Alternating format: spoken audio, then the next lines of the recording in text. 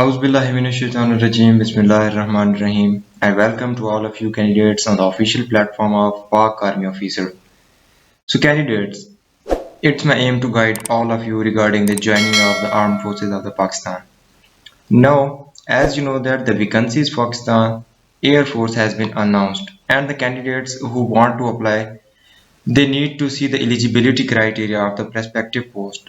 So for this purpose, we have made this video to guide and to help all of you candidates so that all of the details must be visible to all of you. So आज की इस video के अंदर हम जो बात करने जा रहे हैं इंतहाई इम्पोर्टेंट बात है और ये वीडियो इंतहाई इम्पोर्टेंट है उन लोगों के लिए स्पेसिफिकली जो पाकिस्तान एयरफोर्स में अप्लाई करना चाहते हैं. So now candidates, let me discuss it that what is the today's topic of the video.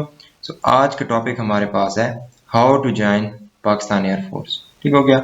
मजीद जैसा कि आपको पता है कि ये हमारा चैनल आप कैंडिडेट्स को हेल्प आउट करने के लिए इसमें जितनी भी इंफॉर्मेशन गाइडेंस है ये हमने अपनी तरफ से इकट्ठी की है और कैंडिडेट इसका ये मतलब है कि कैंडिडेट्स को जितना हो सके हम उनको हेल्प आउट कर सकें in their field which is best for their future. ठीक है, तो आज की वीडियो स्टार्ट करते हैं. अगर आप YouTube चैनल पे नए हुए हैं तो आप इस चैनल को सब्सक्राइब कर सकते हैं क्योंकि आपको यहाँ पर वो चीज़ें मिलेंगी जो कि आपको फ़ायदेमंद साबित हो सकती हैं. ठीक हो गया. So let's start our today's video. First of all, it's a big opportunity for the male and female candidates who want to join any kind of the armed forces. तो देखें जी, मैंने आप स्टूडेंट्स को लास्ट वीडियो के अंदर ये बताया था कि मर्द और ख़वातीन दोनों इसके अंदर अप्लाई कर सकते हैं. ठीक है, अब बात यह है कि जो वैकेंसी हमारे पास फ़ैब के अंदर आती है तो उसके अंदर जस्ट मेल एलिजिबल होते हैं और जो वैकेंसी हमारे पास अगस्त के अंदर आती है तो उसके अंदर फीमेल भी अप्लाई कर सकती हैं. इस बात को मद्देनजर रखते हुए ये जो वैकेंसी अब आ चुकी है तो इसके अंदर both male and female can apply. ठीक है, अब ये हमारे पास आप इसको यूँ कह सकते हैं कि पाकिस्तान एयरफोर्स के अंदर एक बहुत बड़ा मौका है स्पेसिफिकली उन लोगों के लिए जो कि ऑफिसर बनना चाहते हैं. ठीक है, और ऑफिसर कौन से वाले? Commission officer. तो ये अब आपके पास एक ऐसी अपॉर्चुनिटी है जिसको मैं कहता हूँ कि आप तमाम कैंडिडेट जो एलिजिबल हैं वो मस्ट अप्लाई करें. ठीक है, और स्पेसिफिकली जिन कैंडिडेट्स का ये ख्वाब होता है कि मैं पाकिस्तान एयरफोर्स के अंदर पायलट ऑफिसर जाकर बनूं तो ये उन लोगों के लिए है. ठीक है, तो आप इस मौका को हाथ से ना जाने दें और इसके लिए आप ज़रूर मेहनत करें, इसके लिए अप्लाई करें. इंशाल्लाह if it will be in your fate you will get it. So now we next forward and talk about the important things which we must need to know before applying. So सबसे पहले आप सब लोग को पता है कि ये पोस्ट जो है that is commission officer post और इसके लिए क्या क्या आउटलाइन है मैं आप लोगों के साथ डिस्कस कर लेता हूँ. After that we will move toward the video. First of all dear candidates, you know that what is the proper platform for this purpose. तो आपको सबसे पहले पता होना चाहिए कि इसकी रजिस्ट्रेशन डेट कब से है. रजिस्ट्रेशन डेट का आप लोगों को पता है कि 16 अगस्त से लेकर 24 अगस्त तक आप इसमें अप्लाई कर सकते हैं जो कि पोर्टल ओपन हो चुका है. इसके बाद आप लोग अप्लाई नहीं कर सकते, इसके बाद पोर्टल ऑफ हो जाएगा और फिर 27 अगस्त से जो है आप लोग के टेस्ट स्टार्ट हो जाएंगे जिसके अंदर आप लोग जाके टेस्ट में अपेयर हो सकते हैं. दूसरी इंपॉर्टेंट बात जो है वो भी मैं आप लोगों के साथ शेयर कर देता हूँ कि इसके लिए सबसे पहले क्वालिफिकेशन, क्योंकि आज की सारी वीडियो के अंदर हमारे पास 11 ब्रांचेस हैं जिसके अंदर उन्होंने वैकेंसीज अनाउंस की और 11 ब्रांचेस के ऊपर वन बाय वन हम डिस्कस करेंगे कि किस तरह अप्लाई करना है, क्या उनका टेस्ट क्राइटेरिया है, क्या सब्जेक्ट आपको प्रिपेयर करने हैं, कहाँ से तैयारी करनी है, ये हम इंशाल्लाह आज की वीडियो के अंदर क्लियर करेंगे. तो क्वालिफिकेशन आपकी एफएससी होनी चाहिए. अब एफएससी में कौन सा सब्जेक्ट होने चाहिए? फिजिक्स मस्ट है. आप ओ लेवल के हैं, आप ए लेवल के हैं, आप DAE के हैं या किसी भी सब्जेक्ट के हैं. अगर आप इंटरमीडिएट हैं तो उसके अंदर आपकी फिजिक्स लाजमी होनी चाहिए. अगर फिजिक्स नहीं है तो इसका मतलब आप अप्लाई नहीं कर सकते. ठीक हो गया. बाकी जो BSc कैंडिडेट है, MSc कैंडिडेट है या जिनकी BS है, BS ऑन, तो वो भी अप्लाई कर सकते हैं लेकिन उसके लिए स्पेसिफिक सब्जेक्ट अनाउंसड है जो कि हम आने वाली वीडियो के इसके नेक्स्ट पार्ट के अंदर डिस्कस करते हैं. ये बात डन होगी क्वालिफिकेशन की. उसके बाद नेक्स्ट हम मूव करते हैं कैंडिडेट्स के बाद सबसे इंपॉर्टेंट बात जो है कि CNIC वो लाजमी होना चाहिए. ठीक है, जिन कैंडिडेट्स के पास CNIC नहीं है वो अप्लाई नहीं कर सकते. ठीक है, CNIC की बात करते हैं तो CNIC कौन सा होना चाहिए? तो आप कैंडिडेट्स के पास जो CNIC है ये लाजमी है कि आपके पास नादरा का स्मार्ट कार्ड होना चाहिए. अब जिन कैंडिडेट्स के पास नादरा का स्मार्ट कार्ड नहीं है तो मैंने ऑलरेडी उनको बता दिया है कि आप या नादरा का CNIC स्मार्ट कार्ड जो है वो जाकर बनवा सकते हैं। अगर नहीं भी है तो फिर आप जाकर वहां से अप्लाई करेंगे टोकन उसका और अपना बेफाम जाके टेस्ट वाले दिन साथ में दिखा सकते हैं, जिसकी भी आप पे आपको टेस्ट में वो बैठने के लिए अलाउ कर देंगे। Otherwise you will not be allowed to enter into the testing centre. After that हमारे पास जो नेक्स्ट बात आ जाती है, that is too much important thing. And आप लोगों ने अप्लाई कैसे करना है कि रजिस्ट्रेशन का लिंक आपको डिस्क्रिप्शन बॉक्स में मिल जाएगा। फर्दर मोर ज्वाइन paf.gov, आप इसके अंदर जो है वो अप्लाई कर सकते हैं। अगर कोई ऐसा कैंडिडेट है जो पाकिस्तान एयरफोर्स के सेंटर के आसपास रह रहे हैं, जैसे कि मेन सिटीज़ के कैंडिडेट्स होते हैं, तो वो फिजिकली जाकर भी अपनी रजिस्ट्रेशन 24 अगस्त से पहले पहले करा सकते हैं। उसके बाद वो रजिस्ट्रेशन अप्लाई नहीं कर सकते। ठीक है, तो इसमें दो तरह के कोर्सेज दिए गए हैं, एक है परमानेंट कोर्स और दूसरा है शॉर्ट सर्विस कमीशन। ठीक है, परमानेंट कोर्सेज के अंदर जो GDP लॉजिस्टिक्स, अब परमानेंट का मैं आपको सिंपल बता देता हूँ कि वो कोर्स जिसके अंदर FSC या इंटरमीडिएट के कैंडिडेट्स अप्लाई कर सकते हैं वो परमानेंट कोर्स है।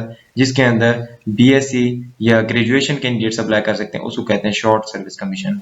ये बात डन हो गई, उसके बाद हम नेक्स्ट बात के ऊपर मूव करते हैं। और नेक्स्ट बात हमारे पास कौन सी है कि जो कैंडिडेट्स मजीद डिटेल्स के लिए या कोई क्वेश्चन है उनका वो अगर पूछना चाहते हैं तो हमारा ऑफिशियल आपके पास नंबर मौजूद है, आप इससे भी हमारे साथ कांटेक्ट कर सकते हैं। ठीक हो गया। सो ये है हमारे पास 6 इंपॉर्टेंट आउटलाइंस जो कि वीडियो स्टार्ट करने से पहले आप तमाम कैंडिडेट्स को पता होनी चाहिए। अब उसके बाद अब हम नेक्स्ट मूव करते हैं कि कौन कौन सी ब्रांचेज हैं, उनका क्या टेस्ट सिलेबस है, किस तरह से हम लोगों ने अप्लाई करना है। ठीक है, तो सबसे पहले बार हमारे पास जो ब्रांच आ जाती है उसको हम कहते हैं जनरल ड्यूटी पायलट।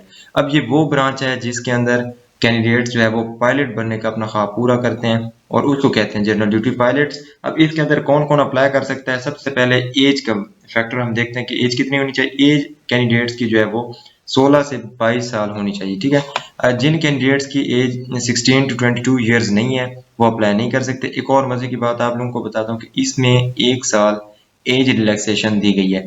अब आप लोगों ने एज अपनी कब तक काउंट करनी है, 20 अप्रैल 2024। ये इसलिए मैंने लास्ट वीडियो में बताया था क्योंकि आपकी फिर ज्वाइनिंग जाकर 23 या 24 अप्रैल को पाकिस्तान एयरफोर्स असगर खान के अंदर होती है, जहां पर आपको ट्रेनिंग के लिए कॉल की जाती है। ठीक है, दूसरा नेशनैलिटी जो है पाकिस्तानी सिटीजन होने चाहिए और मेल अप्लाई कर सकते हैं। ठीक है, अब मैं ये बात करता हूँ कि फीमेल कहाँ पे अप्लाई कर सकते हैं, वो नेक्स्ट वीडियो के पार्ट में बताते हैं। ठीक है, तो मैरिटल स्टेटस आप तमाम कैंडिडेट जो भी अप्लाई कर रहे हैं उनका अनमैरिड होना चाहिए। हाइट जो मेल्स के लिए वो मिनिमम 5 फीट और 4 इंचेस होनी चाहिए। अगर आप इसको 1 सेंटीमीटर्स के अंदर काउंट करना चाहते हैं तो it must be 163 centimetres. Vision, अब जिन कैंडिडेट्स को ग्लासेस लगे हुए हैं तो वो इसके लिए अप्लाई नहीं कर सकते। ठीक हो गया, इसमें वही कैंडिडेट्स एलिजिबल हैं जो आई सेट अपना 6/6 रखते हैं। ठीक है, उसके अलावा कैंडिडेट्स अप्लाई नहीं कर सकते। अगर करेंगे भी तो मेडिकल टेस्ट में जाकर ये फेल हो जाएंगे। अब क्वालिफिकेशन इसके लिए क्या रिक्वायर्ड है, क्वालिफिकेशन की बात करते हैं। A candidate must have passed with minimum 60% marks in aggregate in the following disciplines. अब कौन कौन से कैंडिडेट अप्लाई कर सकते हैं, वही बात FSC वाले। FSC में कौन से, pre engineering, pre medical, computer science. अब यहाँ पर वंस अगेन मैं आपको बता दूं कि ये तीनों सब्जेक्ट्स के वो कैंडिडेट अप्लाई कर सकते हैं जिनका फिजिक्स उनके सब्जेक्ट में पढ़ा हुआ है। ठीक है, ए लेवल, वंस अगेन देखें फिजिक्स, वही ए लेवल के कैंडिडेट्स अप्लाई कर सकते हैं जिन्होंने अपनी कैटेगरी के अंदर फिजिक्स को सिलेक्ट किया। उसके बाद मैथ, कंप्यूटर साइंस और बायोलॉजी वाले ये कैंडिडेट्स भी अप्लाई कर सकते हैं। FSC with physics and any two subject math, stat, computer science and biology, they are also eligible for this post। और इसका ट्रेनिंग पीरियड कितना होता है, 4 years ट्रेनिंग पीरियड होता है। और ये कहाँ पर होता है आप लोगों को पता है, पाकिस्तान एयरफोर्स असगर खान में होता है। ठीक है, आफ्टर 4 ईयर आपको जो है वो डिग्री भी प्रोवाइड की जाती है एविएशन मैनेजमेंट की। अब ऐसा होता है कि जब कैंडिडेट्स अप्लाई करते हैं जनरल ड्यूटी पायलट के अंदर 4 साल की ट्रेनिंग के बाद जो है वो पायलट ऑफिसर बन जाते हैं। फिर पायलट ऑफिसर से वो फ्लाइंग ऑफिसर बनते हैं, फ्लाइंग ऑफिसर से फ्लाइंग लेफ्टिनेंट बनते हैं, फ्लाइंग लेफ्टिनेंट के बाद स्क्वाड्रन लीडर बनते हैं। स्क्वाड्रन लीडर में जाकर जब, क्योंकि पाकिस्तान एयरफोर्स के अंदर जैसे जैसे आप आगे लेवल में जाते जाएंगे, प्रमोशन होती जाएंगी, वहां पर फिल्टर आउट आपको ज्यादा करते जाएंगे। ठीक है, इस बात को मद्देनजर रखते हुए लेट्स सपोज आप स्क्वाड्रन लीडर तक जाकर रिटायर हो जाते हैं, तो उसके बाद आप लोगों के पास कम से कम ये डिग्री होगी जो कि आप किसी भी जाकर फॉर्म में अप्लाई कर सकते हैं और एज ए ऑफिसर वहां पर भी आप आफ्टर रिटायरमेंट भी अपनी जॉब या अपनी जो लाइफ है वो कंटिन्यू कर सकते हैं। इसका इंतहाई फायदा है जो कि मैंने आपको बता दिया। उसके बाद हम दूसरी ब्रांच के ऊपर डिस्कस करते हैं। वीडियो तो हमारी लेंथी हो जाएगी, लेकिन ये है कि आपको जितनी बातें इंशाल्लाह बताई जाएंगी वो इंतहाई इंपॉर्टेंट और अथेंटिक बातें आपको बताई जाएंगी, जो कि आपको इन फ्यूचर फ़ायदेमंद साबित हो सकते हैं। ठीक है, तो दूसरी ब्रांच के ऊपर डील करते हैं कि ये कौन सी ब्रांच है, कॉलेज ऑफ एरोनॉटिकल इंजीनियरिंग। अब इसको हम एब्रीवेटेड फॉर्म में कहते हैं कि CAE। ठीक है, ये है CAE, जिसके अंदर फलां कैंडिडेट कौन से अप्लाई कर सकते हैं। फिर इसके लिए एज जो है वो 16 to 22 ईयर्स होनी चाहिए। ठीक है, अब एज कोई भी आप काउंट कर रहे हैं तो वो 20 अप्रैल 2024 तक होनी चाहिए। इसमें मेल और फीमेल दोनों अप्लाई कर सकते हैं। ठीक है, this is for the female candidates who wish to join Pakistan air force. Unmarried होना चाहिए सबको। अब मेल के लिए हाइट कितनी होनी चाहिए, 5 फीट एंड 4 इंच, और जो फीमेल है उनके लिए हाइट होनी चाहिए 4 फीट एंड 10 इंचेस, यानी कि 147 सेंटीमीटर। ठीक हो गया, तो इसमें हाइट का इतना ज्यादा इशू नहीं होता। अब इसमें जो है वो आई सेट का भी इशू नहीं होता। अगर आपको ग्लासेस लगे हुए हैं तो फिर भी आप इसमें एलिजिबल हैं। उसके बाद क्वालिफिकेशन में आपके कितने परसेंट मार्क्स होने चाहिए, 65% मार्क्स मिनिमम होने चाहिए। इससे अगर कम है तो फिर आप अप्लाई नहीं कर सकते। इससे ज़्यादा अच्छे हैं तो इसका मतलब आपके सिलेक्शन के चांसेस भी ज़्यादा हैं। ठीक है, अब इसमें कौन कौन से डिसिप्लिन के कैंडिडेट अप्लाई कर सकते हैं, FSC प्री इंजीनियरिंग। याद रखें, प्री मेडिकल वाले इसके लिए अप्लाई नहीं कर सकते। A लेवल के वो कैंडिडेट्स अप्लाई कर सकते हैं जिनके पास मैथमेटिक्स है। ठीक है, बायो वाले अप्लाई नहीं कर सकते। फिर इक्विवेलेंस ऑफ प्री इंजीनियरिंग, अब A लेवल के कैंडिडेट्स क्या करेंगे, इक्विवेलेंस सर्टिफिकेट लेंगे अपने कंसर्न इंस्टीट्यूट से और फिर वो अप्लाई कर सकते हैं। ठीक हो गया, FSC physics, math, computer science. अब मैथ और फिजिक्स इसमें लाजी है। जो उन कैंडिडेट्स के पास मैथ का सब्जेक्ट है और फिजिक्स का सब्जेक्ट है तो वो इसके लिए अप्लाई कर सकते हैं। अब नेक्स्ट बात, diploma of associate engineering DAE, जो कि कैंडिडेट मैटर के बाद क्या करते हैं, इन avionics, electrical, mechanical, electronics, instrumentation and process control, telecommunication, automation, computer information and software. तो ये वाले कैंडिडेट भी अप्लाई कर सकते हैं। इनका भी ट्रेनिंग पीरियड 4 ईयर का होता है। जब ये पीरियड कंप्लीट हो जाता है तो उसके बाद आपको BS इंजीनियरिंग इन एरोस्पेस या avionics, depending upon the discipline of the course, उसके बाद आपको ये डिग्री भी प्रोवाइड कर दी जाती है। ठीक हो गया, नेक्स्ट अब हम मूव करते हैं जो कि नेक्स्ट ब्रांच है। नेक्स्ट ब्रांच हमारे पास थर्ड वन कौन सी है, ये आ जाती है एयर डिफेंस कोर्स, और एयर डिफेंस को हम एब्रीवेटेड फॉर्म में कहते हैं AD। ठीक है, तो AD के लिए जो है 16 to 22 ईयर्स एज होनी चाहिए। मेल कैंडिडेट्स अप्लाई कर सकते हैं। मैरिटल स्टेटस अनमैरिड होना चाहिए। ठीक है, और इसमें मेल की हाइट जो है 5 फीट एंड 4 इंचेस होनी चाहिए। नेक्स्ट, इसमें FSC pre medical, pre engineering और कंप्यूटर साइंस के कैंडिडेट अप्लाई कर सकते हैं। ठीक है, अब इसमें दोनों कैंडिडेट इंजीनियरिंग वाले भी अप्लाई कर सकते हैं, मेडिकल वाले भी अप्लाई कर सकते हैं, A लेवल भी अप्लाई कर सकते हैं, चाहे उन्होंने मैथ पढ़ी है या उन्होंने बायोलॉजी पढ़ी हुई। ठीक है, इसका भी ट्रेनिंग पीरियड 4 ईयर का होता है और इसकी जो डिग्री मिलती है वो भी एविएशन मैनेजमेंट की मिलती है। ठीक है, उसके बाद हम नेक्स्ट ब्रांच को देखते हैं कि नेक्स्ट ब्रांच हमारे पास फोर्थ वन कौन सी है। तो ये हमारे पास ब्रांच है एडमिन एंड स्पेशल ड्यूटीज। तो एडमिन एंड स्पेशल ड्यूटीज दो तरह की है, एक वो जिसके अंदर इंटर के बाद आप अप्लाई कर सकते हैं, एक वो जिसके आप अंदर ग्रेजुएशन के बाद अप्लाई कर सकते हैं। तो इसके लिए भी एज, नेशनैलिटी, मैरिटल स्टेटस और हाइट सेम है, क्वालिफिकेशन भी सेम है। ठीक है, मजीद इसका ये है कि एडमिन स्पेशल ड्यूटीज, ये जो अकाउंटिंग ब्रांच या आप इसको यूँ कह सकते हैं कि ऑफिस वर्क होता है। ठीक है, एयर डिफेंस का जो है वो आप यूँ कह सकते हैं कि एविएशन से रिलेटेड वर्क होता है। ठीक है, इनका डिसिप्लिन चेंज है, बाकी ये सारी ब्रांचेस सेम है। उसके बाद फिफ्थ वन ब्रांच कौन सी है, तो ये हमारे पास आ जाती है ब्रांच लॉजिस्टिक की। ठीक है, जो कैंडिडेट इसके लिए अप्लाई करना चाहते हैं तो उनके लिए जो है वो 60% मार्क्स होने चाहिए। फिर FSC pre medical, pre engineering, ये इसमें तमाम कैंडिडेट्स अप्लाई कर सकते हैं। ठीक है, इसमें भी मैरिटल स्टेटस अनमैरिड होना चाहिए, एज 16 से 22 साल होनी चाहिए। ठीक है, मजीद इसके 4 साल ट्रेनिंग पीरियड होता है और इसकी भी डिग्री एविएशन मैनेजमेंट की होती है। ठीक है, हमारे पास जो नेक्स्ट कोर्स आ जाते हैं तो नेक्स्ट कोर्स की हम बात करते हैं, ये हमारे पास है जनरल ड्यूटी पायलट। अब ये हमारे पास है वो कोर्स जिसके अंदर फीमेल कैंडिडेट्स अप्लाई कर सकते हैं, क्योंकि फीमेल कैंडिडेट्स इस बार बड़ी कंफ्यूज हैं और कंफ्यूज तो ज़ाहिर होना है क्योंकि ब्रांचेस इस दफ़ा स्पेसिफाई नहीं की गई। लास्ट टाइम तो ऐसा हुआ था कि एडमिन, स्पेशल ड्यूटीज, लॉजिस्टिक और general duty pilot CAE, 4 branches के अंदर फीमेल कैंडिडेट्स अप्लाई कर सकती थी, लेकिन इस बार जो है वो हमारे पास only 2 branches are available in which female candidates can apply and that are GDP and CAE। तो इसमें बाकी सारी चीज़ें सेम जैसे कि बाकी कोर्सेज के अंदर बताई गई, इसमें भी क्वालिफिकेशन प्री इंजीनियरिंग वाली फीमेल्स भी अप्लाई कर सकती हैं, प्री मेडिकल भी, और कंप्यूटर साइंस वाली भी कैंडिडेट्स अप्लाई कर सकती हैं। ठीक हो गया, इसका ट्रेनिंग पीरियड 4 ईयर का होता है और डिग्री जो है वो एविएशन मैनेजमेंट की प्रोवाइड की जाती है। अब इसके अंदर भी विजन जो है आपका 6/6 होना चाहिए, ईच आई, यानी कि आपके राइट और left both eyes must be 6/6 without glasses. ये बात विजिबल है जिनका इस तरह का मसला है तो इसका मतलब है कि आप इनएलिजिबल हैं या मेडिकली अनफिट हैं। ठीक है, मैरिटल स्टेटस अनमैरिड होना चाहिए और आपकी हाइट जो 163 सेंटीमीटर होनी चाहिए, अदरवाइज यू आर इनएलिजिबल। ठीक है, और हमारे पास नेक्स्ट ब्रांच जो आ जाती है इसको हम कहते हैं कि एजुकेशनल ब्रांच। अब एजुकेशनल ब्रांच में कौन कौन अप्लाई कर सकते हैं, let to discuss in the video. Age इसके लिए 21 to 30 ईयर्स होनी चाहिए और मेल सिटीजन अप्लाई कर सकते हैं। अब ये वो वाहिद ब्रांच है जिसके अंदर मेल कैंडिडेट्स चाहे वो मैरिड हैं या अनमैरिड हैं both can apply.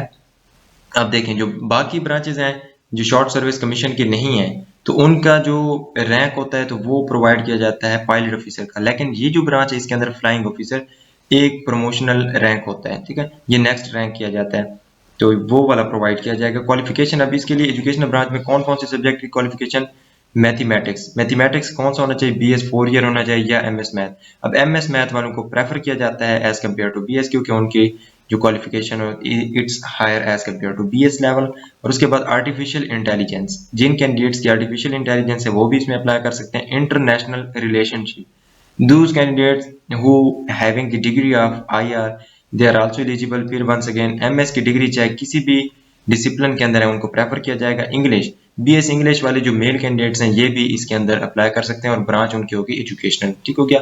इस्लामियात, Islamic study के जितने भी कैंडिडेट हैं अगर उनके पास डिग्री है और वो ज्वाइन करना चाहते हैं Pakistan air force, they are eligible to apply.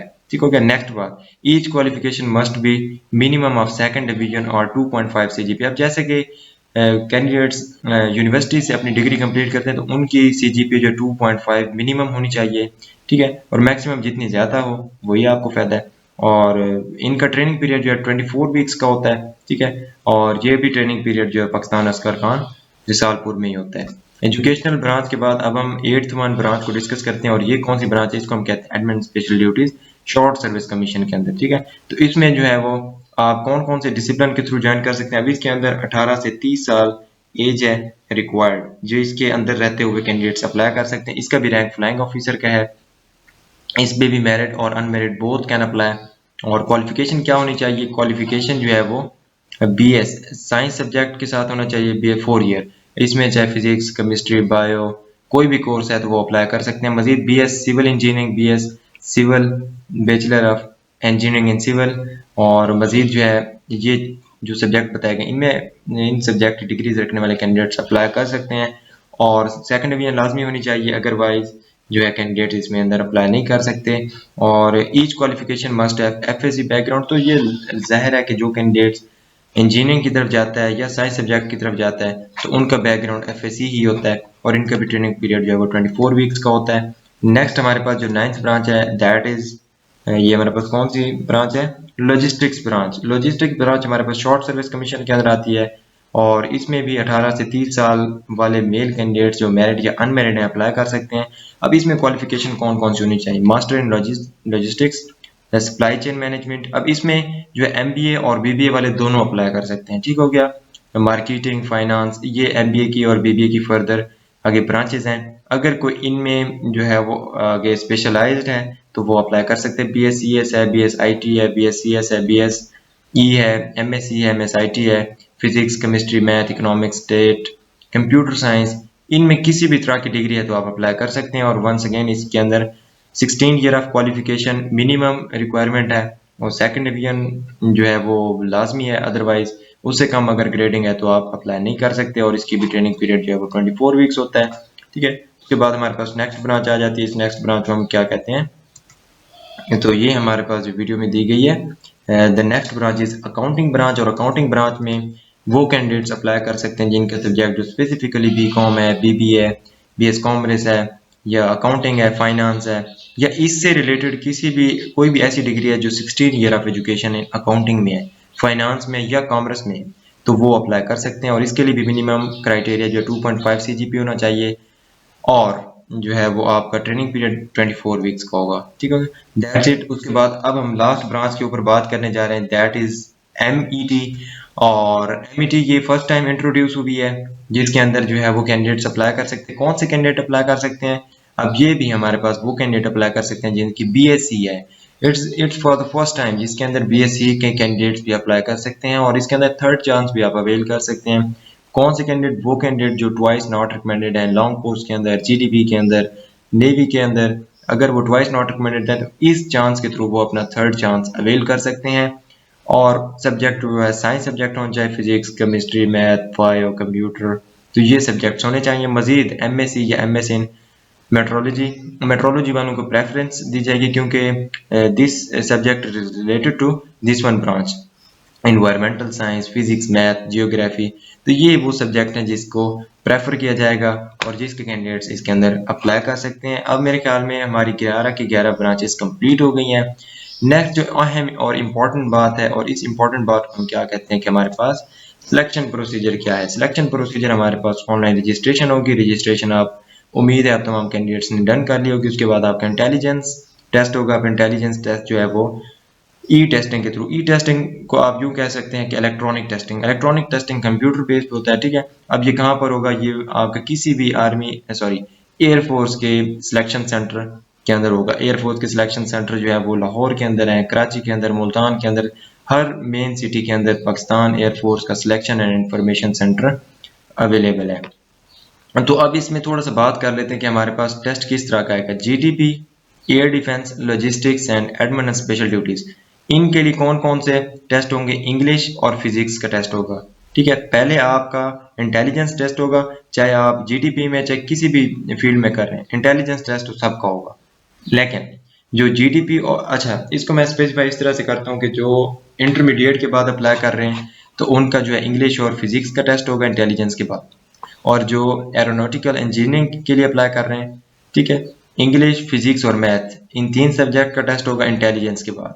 और जो CSC में अप्लाई करना चाह रहे हैं, यानी कि वो कैंडिडेट्स जो कि शॉर्ट सर्विस कमीशन के अंदर अप्लाई करना चाह रहे हैं, तो उनका जो है वो एकेडमिक टेस्ट उस रेलिवेंट सब्जेक्ट से आएगा। जैसे कि मैंने बताया, जो एजुकेशनल ब्रांच के कैंडिडेट्स हैं उनका मैथ से आएगा, जो IR के हैं तो उनका IR से आएगा, जो अकाउंटिंग के हैं तो उनके अकाउंटिंग सब्जेक्ट से आता है, ठीक है। मजीद अगर आपको इंटेलिजेंस टेस्ट के लिए या एकेडमिक टेस्ट के लिए किसी भी तरह के नोट्स या PDF या उसके अलावा आप इसका ऑनलाइन सेशन भी ज्वाइन करना चाहते हैं तो आप हमारे साथ कांटेक्ट कर सकते हैं इंशाल्लाह।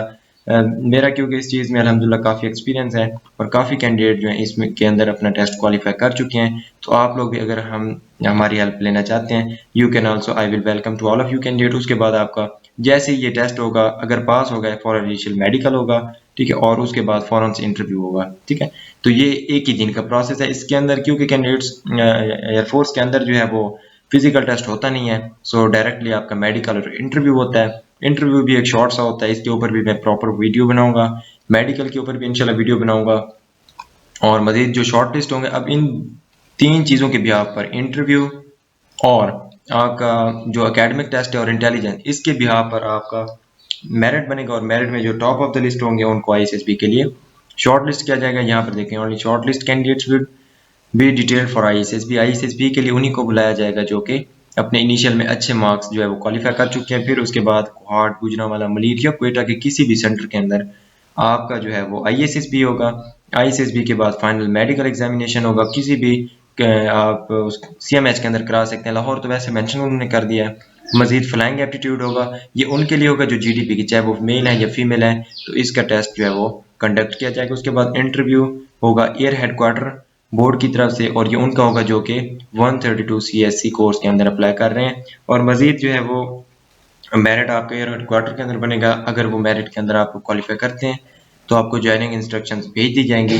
अदरवाइज जो है कैंडिडेट्स को ज्वाइनिंग इंस्ट्रक्शन नहीं भेजी जाती, वो इस वजह से क्योंकि लो मेरिट होता है। और मजीद जो कैंडिडेट FSC का जिनका अब रिजल्ट नहीं आया, पार्ट 1 का तो रिजल्ट है लेकिन पार्ट 2 का रिजल्ट नहीं है, तो वो पार्ट 1 का रिजल्ट अपने साथ लेते हुए होप सर्टिफिकेट बनवाएंगे अपने कॉलेज से, और होप सर्टिफिकेट जो है अपने प्रिंसिपल से साइन करवाएंगे। साइन करवाने के बाद आप लोग अपने टेस्ट के अंदर एलिजिबल हो सकते हैं, ठीक हो गया। मजीद जो है नेक्स्ट हमारी लास्ट बात करते हैं। और लास्ट बात में मैं तो यही कहना चाहता हूँ कि थैंक यू फॉर वाचिंग, अगर आप यहाँ तक वीडियो देख रहे हैं। और मजीद जैसे कि आप कैंडिडेट्स को मैं बताता जाऊँ कि अगर आप हमारे ऑनलाइन लेक्चर्स को ज्वाइन करना चाहते हैं तो हमारा लेक्चर जो है वो आज ही से स्टार्ट हो रहा है इंशाल्लाह। आज हमारा पहला लेक्चर 8:30 PM पे गूगल मीट के थ्रू होगा। अगर आप वो भी ज्वाइन करना चाहते हैं तो आपके सामने हमारे ऑफिशियल कॉन्टैक्ट दिए हुए, ये वाला भी हमारा ऑफिशियल कॉन्टैक्ट है। आप इंस्टाग्राम के ऊपर भी मैसेज करें तो आपको जो है मजीद डिटेल प्रोवाइड कर दी जाएगी, पाक आर्मी ऑफिसर 2K22। फेसबुक के ऊपर भी हमारा पेज है जिसके थ्रू आप हमें कॉन्टेक्ट या अप्रोच कर सकते हैं। मज़ीद जो है फर्दर मोर आप लोगों को अगर लाइक करते हैं तो साथ में आप सब्सक्राइब भी कर दें। ठीक है, सब्सक्राइब करने का फ़ायदा ये होगा कि आने वाली किसी भी तरह की अपडेट होगी तो आप उसको इजीली जो है with in updated for version आप उसको टेक कर सकते हैं। ठीक हो गया। मज़ीद आप वीडियो किसी के साथ शेयर करना चाहते हैं, जैसे कि आप कैंडिडेट्स के काफ़ी या क्लास फेलोज अप्लाई करना चाहते हैं, उनको प्रोसीजर का पता नहीं होता, तो आप उनके साथ ये वीडियो शेयर भी कर सकते हैं। Thank you so much for watching. इंशाल्लाह we will meet in the next video. तब तक के लिए अल्लाह हाफिज़।